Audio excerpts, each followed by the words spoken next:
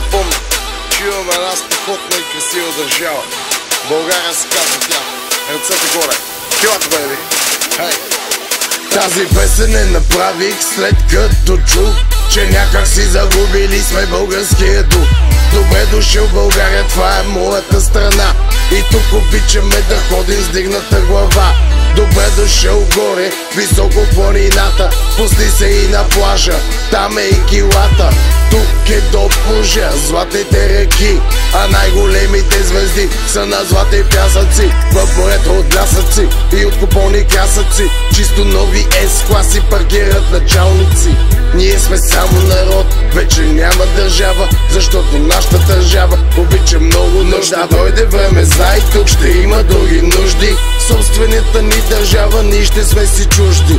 Тук ще реже хляба и ще пише правилата. Не продавайте земята, така пречиш на децата.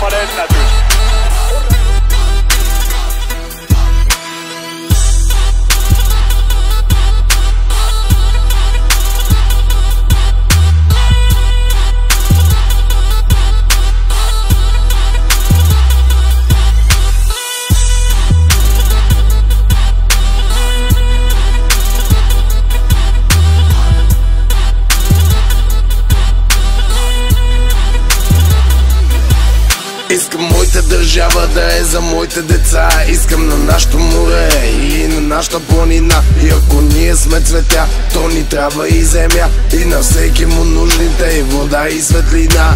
Вода от реките, идващи от планините. Пазете горите и земята на дедите. На децата вредите, еби ги парите. Патрона с връщането им обратно гърмите. Респект за всички езици, за всички раси и народи. Обичам ви на български, Кирил и Методи. Искам български жени да раждат български деца, и всички да живееме на българска земя. Да сме щастливи и развити тук и пред света, и с гордост да разправяме за малката България. Аз съм килата, не е Ария на Славия. Споделям моята любов за моята България.